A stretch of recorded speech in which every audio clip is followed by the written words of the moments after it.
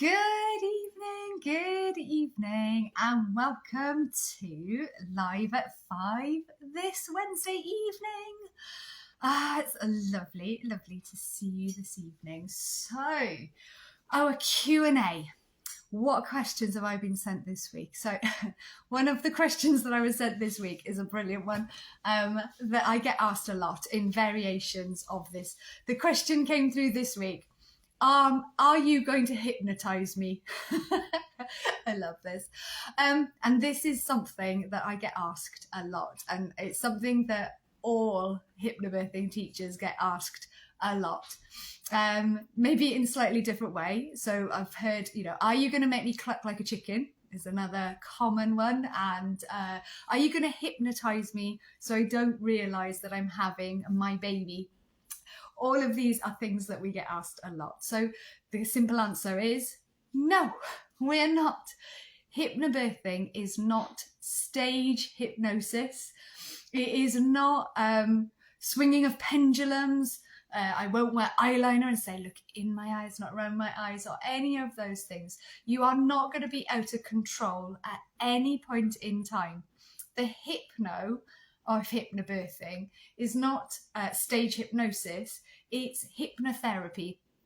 And we use hypnotherapy in two different ways within our hypnobirthing program. First of all, we use it to get into a deep state of relaxation. So if you watched my talk on physiology of birth the other day, and you will have seen some of the hormones that we release when we're in labour and things are working really smoothly and in a physiological way, those hormones are released when we're in a deeply relaxed state, when our parasympathetic nervous system, that calm system, is in control. So we use hypnotherapy to get into a deep state of relaxation because our bodies work better in that state of mind.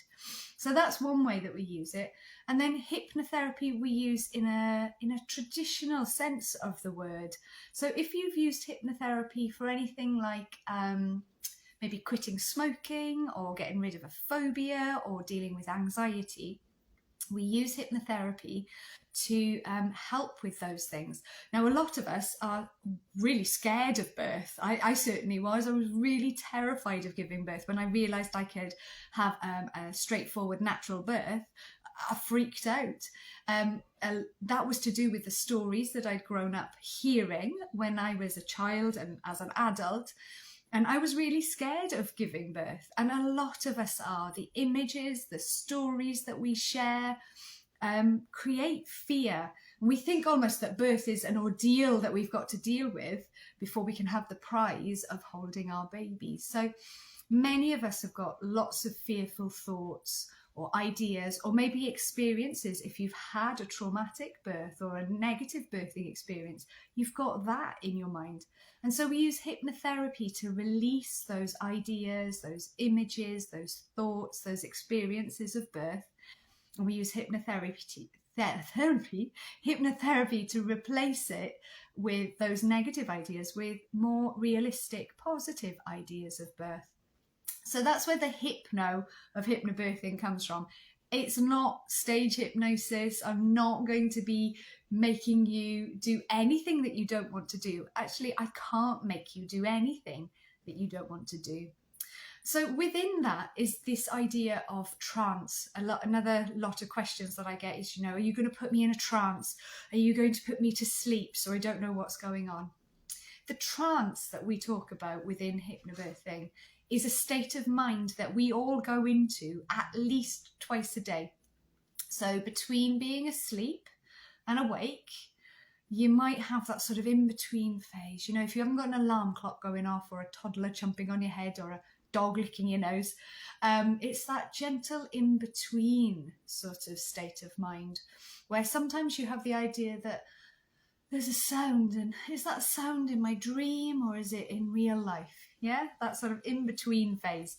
And we do it again when we're falling asleep as well. So maybe you're lying in bed and your mind is drifting, and sometimes you do the whole, yeah, that in-between state. We all do it, and actually we do it loads of times during the day. We're going in and out of this state of mind all the time. It's almost like our energy saver mode. Another time where you might notice this is if you do a regular journey or a regular commute and you get to your destination and you sort of go, whoa, how did I get here? You done that? Most people have done that. Virtually everybody I've ever taught has experienced that. You know, that sort of, wow, I can't remember the journey. How did I get here? Now, that state of mind is the state of mind that we learn how to get into for labour and birth. Now, if you're driving in that state of mind and somebody slams on the anchors in front of you, you don't have to be counted back into the room. You're there, you're awake, you're able to deal with that situation. And the same goes in labour and birth. So you can learn how to get into that state of mind. But if you want to ask a question or you need some information, or if somebody needs to ask consent for something, you're able to have a normal conversation. And then when you've had that discussion, you can then go back into that state of mind quickly and easily. And that's why how we use the hypnotherapy to get into that deep state of relaxation, that lovely state of mind where everything is just sort of working on autopilot. And that's how our bodies work best, particularly during labour and birth. So when you come to a hypnobirthing class, you're not learning necessarily something new. You're just utilising a skill that you already do. Yeah, as you say, you do it every single day. Yeah, lots of us do, you know, especially if you drive to work every day. It's the same journey, the same thing every day. You often get to your place of work and you go, ah. And even more so on the way home, you sometimes go, oh my gosh, how did I get here? But that's a state of mind that we all go in and out of every single day. So that's what we're utilising when we're learning about our hypnobirthing techniques. So that's the first question that I got asked, and I thought, yeah, we'll answer that one this week. It is not stage hypnosis. I am not going to get you to cluck like a chicken. I am not going to get you to eat onions thinking they're apples or any of those things. Stage hypnosis is something completely different. We use hypnotherapy within our course for those two different reasons: to get into a deep state of relaxation, and also then to release any fears that we might have about birth. So that was the first question. The second question that I got was, can you recommend some good birth books for me, please? And yes, I can. How long have you got? So I'm just going to cherry pick some of my favourite books. Anyone else get you? This is a great one. Anyone else kind of wish you could get people to cluck like a chicken? That is, do you know what? Sometimes when I am teaching, and I do this bit in my class, and I say, you know, it's not stage hypnosis. I'm not going to teach you how to cluck like a chicken. Sometimes the disappointment on parents' face is so tangible. So yes, if you fancy doing that, you know, you can go and learn about stage hypnosis. But that's not necessarily what we're aiming for within our hypnobirthing classes. And also, if we were sort of in that state of mind where we didn't really notice what was going on, we'd miss the amazing thing that is giving birth. We don't want to miss that. We don't want to miss out on it. And I know that before you come to a hypnobirthing class, you're probably looking at me going, yeah, I do. But actually, once you learn how amazing and empowering birth can be, you wouldn't want to miss it if you had the option. So yes, laughing faces. I love it. Thank you. So books. Let's have a think about some books. Now, I know lots of people, when you get pregnant, we're thirsty for knowledge. We want to, you know, look at information. We want to maybe look at some birth stories and things like that. What I would highly recommend to you is that when you are thinking about reading or looking out for resources during your pregnancy, have a think about how that is going to help you make informed decisions, because really that is the aim of what you want to be doing. Looking at other people's birth stories, absolutely fantastic. That can give you an idea of how other people have experienced birth, but that's not necessarily going to shape your birth. But knowing information and knowing the decisions that you can make and the choices that are available to you will help you guide your own birthing experience and actually give you the space to experience birth in your own way. So books that are going to help you do that. First of all, obviously, KGEH Hypnobirthing book is a fantastic resource, all about hypnobirthing, but also about the choices and options that you've got for birth. And you can dip in, dip out of this book. It's really, really lovely. And obviously, Catherine is a fantastic author and speaker and teacher. So that is a great book. If you are then thinking about books that you'd like to read so that you've got information for pregnancy, but also parenthood, because remember, yes, you're going to have a baby. Yes, you need to give birth to your baby, but you're going to have a baby at the end of it as well. So thinking about parenting and those early days. This book by Sarah Buckley, Gentle Birth, Gentle Mothering, is a wonderful, wonderful exploration into the hormones of birth, of pregnancy and labour and birth, but things that you can do during your pregnancy, choices and options that you've got. Now, one of the lovely bits in here that I really love is about ultrasound and thinking about, do we want to have ultrasound? Is it useful? Is it beneficial? And as with everything, there are benefits and risks to everything. So it looks into some of the questions that you might want to ask about that, amongst other things. So there's lots and lots of things, you know, decision making, thinking about specific conditions, you know, if you're being offered gestational diabetes testing, things like that. So there's lots and lots of it, you know, things like group B strep, all of these sort of things that you might come across, things about cesarean, and things to help you make an informed decision about what is right for you. Now, the second part of the book is about parenting. So, you know, after you've had your baby, thinking about the choices and options that you've got when you've got a newborn, and as your baby is getting a bit older. So I do absolutely love this book. And again, it's sort of in little chunks as well. So you can dip in and dip out of it, pop it by the loo, just read a bit here and there as you're visiting the amenities. And that could be really nice. Now, for those of you who are birth workers, this book is also amazing because Sarah loves research, loves references, loves looking at all sorts of things. And actually, that of the entire book is all the references. So if you're looking for information, you know, about anything, if you want to do a research paper, if you're doing blogs, if you're doing anything, this is a great source to go back and have a look at information, sort of that you can follow up on, create papers, create blogs. It's just a fantastic resource. So that's Gentle Birth, Gentle Mothering. Now, another author that I absolutely adore is Sarah Wickham. And anybody who's ever come to any of my classes or courses, whether it's for teacher training or for parents courses, you will get bored of me talking about Sarah because I think she's amazing. So this is one of her most recent books, In Your Own Time.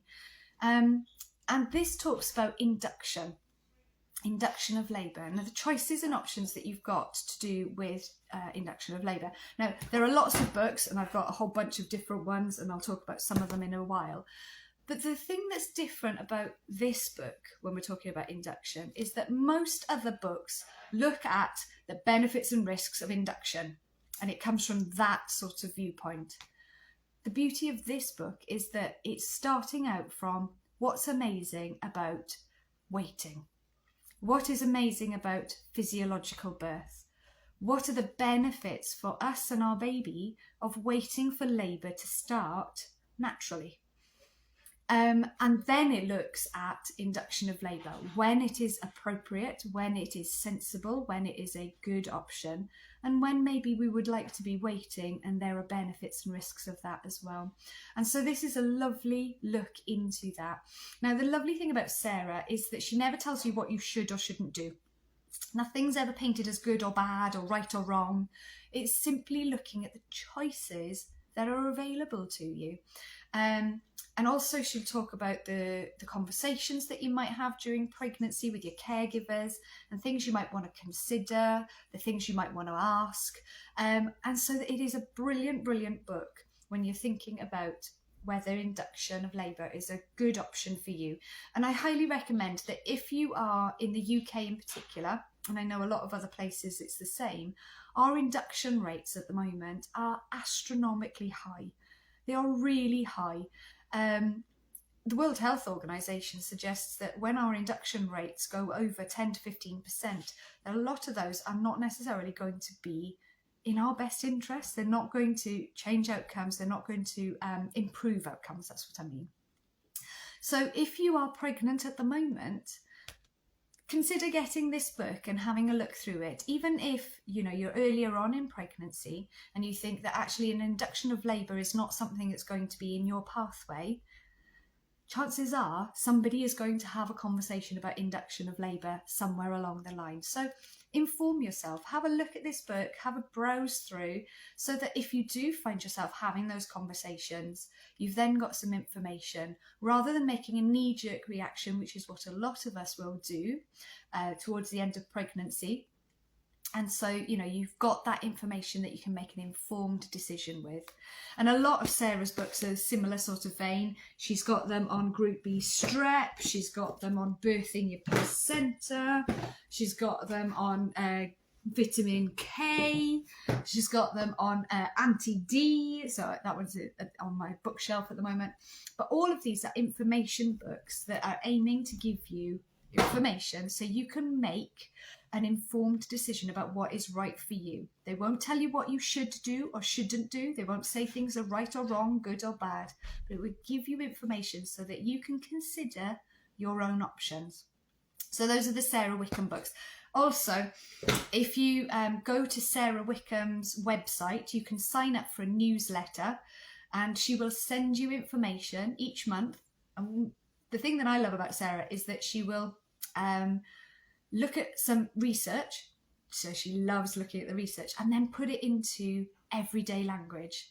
And so when she's writing her blogs, it's really easy to understand what she's saying. Now, if you are a birth worker and you like going to look at original studies and you like looking at the stats and the methodology, fantastic. There's always a link to the studies that she's talking about, but she'll condense it all down, put it in everyday language so that you as a parent can understand it, and as teachers as well, we can understand it and share that information. So go to sarahwickham.com, you can sign up for the newsletter, and then you can get that information sent to your inbox each month, and follow what she's saying. She's also on Instagram as well, so you can go and follow her there as well.